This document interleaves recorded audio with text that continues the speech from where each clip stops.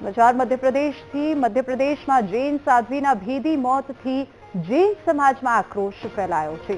સુરતમાં જૈન સમાજના લોકોની મૌન રેલી કાઢવામાં આવી છે અને જૈન સમાજના લોકોએ હાથમાં કાળી પટ્ટી બાંધીને વિરોધ નોંધાવ્યો છે। બંને જૈન સાધ્વીની હત્યા કરી હોવાનો આરોપ લગાવ્યો છે અને જૈન સમાજના લોકોએ સુરક્ષાની માંગ સાથે કલેક્ટરને આવેદન આપ્યું છે। તો રેલીમાં દિગંબર, શ્વેતાંબર, તેરાપંથી અને શ્રાવક શ્રાવિકાઓ જોડાયા। સાથે જ સરગમ શોપિંગ સેન્ટરથી કલેક્ટર કચેરી સુધી આ રેલી કાઢવામાં આવી છે।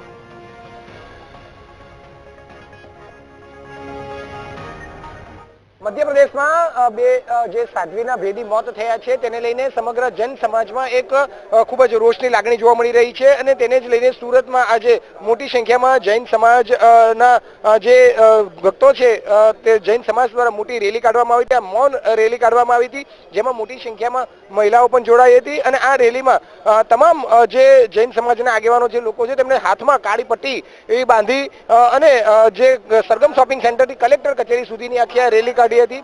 જુદા જુદા પ્લે કાર્ડ અને જે છે તે લઈને હાલ અહીં બેનર લઈને તેઓ હાલ અહીં કલેક્ટર કચેરી સુધી પહોંચ્યા છે। ત્યારે આપણે આ મહિલાઓ સાથે વાત કરીશું। મેડમ આપ તમે જણાવશો આજે રેલી કાઢવાનો મતલબ શું, શા માટે આ વિરોધ? एकमात्र एक ही मतलब है कि जैन समाज सबसे पीसफुल समाज है। हम किसी पे आक्रमण नहीं करते हैं, पर हम आक्रमण नहीं करते हैं, पर स्वयं की रक्षा चाहते हैं। तो हमारे साधु साध्वी जब सुबह विहार करते हैं, दोपहर को कभी भी, तो उस समय ट्रक से, कार से कुचल दिए जाते हैं और उनकी निर्मम हत्या हो जाती है। ये हमें मान्य नहीं। हम चाहते हैं कि पूरी प्रशासन, पूरी सरकार हमारे साथ हमारे साधु साध्वियों को सुरक्षा प्रदान कर दे, ताकि हमारे साधु साध्वी सुरक्षित है तो जैन समाज सुरक्षित है, और साधु साध्वी सुरक्षित है मतलब पूरा भारत वर्ष सुरक्षित है।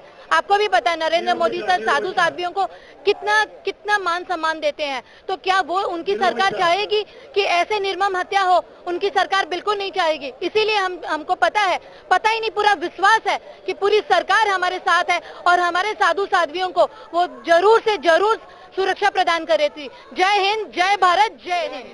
નીરુભાઈ, તમે જણાવશો આજે આ રેલી કાઢીને આ પ્રકારનો વિરોધ અને શું માંગ સાથે કરાવ્યા છો? જેવી રીતે ગુજરાતમાં, મહારાષ્ટ્રમાં, રાજસ્થાન અને મધ્યપ્રદેશમાં અમારા પગપાળા ચાલતા સાધુ સાધ્વીજી ભગવંતોને એક્સિડન્ટના માધ્યમથી હત્યા કરવામાં આવી રહી છે।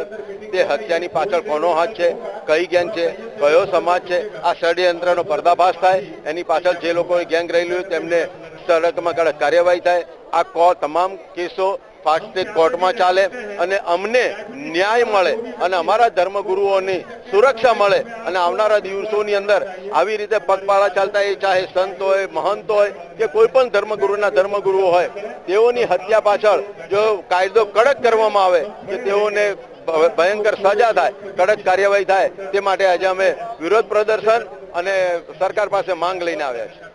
બિલકુલ, એટલે અત્યારે જોઈ શકાય છે કે જે રીતે આખી આ વિરોધ થઈ રહ્યો છે, આખી આ માંગ છે કે તેમાં સામે કડકમાં કડક કાર્યવાહી કરવામાં આવે અને મોટી સંખ્યામાં અત્યારે આ જો મહિલાઓ જે છે તે પણ હાલ અહીં ઉપસ્થિત રહ્યા છે। જુદા જુદા પ્લેકાર્ડ એટલે કે જે બેનર છે તે લઈને અત્યારે આ રીતે અહીં આવ્યા છે। તમે જણાવશો આજે કઈ રીતનો જૈન સમાજમાં રોષ છે અને કઈ રીતે અત્યારે માંગ લઈને આવ્યા છો? અત્યંત સંવેદનશીલ એવો અમારો જૈન સમાજ છે જે ભારતના જીડીપીમાં ખૂબ મોટું યોગદાન આપે છે। અમે જીઓ ઓર જીને દોની ભાવનામાં માનીએ છીએ। અમારા ગુરુઓ કે જેઓ નિર્ગ્રંથિ અને નિર્મોહી છે એમની જે આ રોડ અકસ્માતમાં ખરેખર હત્યા કરવામાં આવી રહી છે, બસ એનો એક વિરોધ અમે મૌન સ્વરૂપે કરી રહ્યા છીએ અને ત્વરિતે અમને ન્યાય મળે અને જેણે પણ આ કૃત્ય કર્યું છે તેને મોટામાં મોટી સજા થાય અને ફાસ્ટ ટ્રેક કોર્ટમાં કેસ ચાલે એવી એક અમારી વિનંતી। બિલકુલ, એટલે સમગ્ર જૈન સમાજના લોકોમાં અત્યારે ભારે આક્રોશ જોવા મળ્યો છે। જે રીતે મધ્યપ્રદેશમાં બે જૈન સાધ્વીઓના ભેદી મોત થયા છે તેને લઈને અત્યારે આ પ્રકારની આક્રોશ જોવા મળી રહ્યો છે। સુરત કલેક્ટર કચેરી ખાતેના તમને ફરી એક વખત દ્રશ્ય બતાવી દઉં છું। મોટી સંખ્યામાં આ તમામ જૈન ધર્મના લોકો હાલ જોડાયા છે, હાથમાં કાળી પટ્ટી બાંધીને, અને તમામ લોકો જે છે તે અત્યારે હાથમાં બેનર લઈને, ધ્વજ લઈને હાલ ન્યાયની માંગ સાથે અત્યારે કલેક્ટર કચેરી ખાતે આવ્યા છે। આવા જે લોકો જે છે કે જે જૈન સાધ્વીઓને હત્યા થતી હોય છે, કાં તો તેની પાછળ કોઈ ષડયંત્ર છે, આ બાબત બાબતની તપાસ કરવામાં આવે અને કડકમાં કડક કાર્યવાહીની માંગ કરવામાં આવે અને તેને જ લઈને તેઓ અત્યારે કલેક્ટર કચેરી ખાતે રેલી સ્વરૂપે આવીને આવેદનપત્ર પાઠવવા આવ્યા છે. કેમેરામેન સરજુ પારેખ સાથે ધ્રુવ સંપુરા, વીટીવી ન્યૂઝ, સુરત.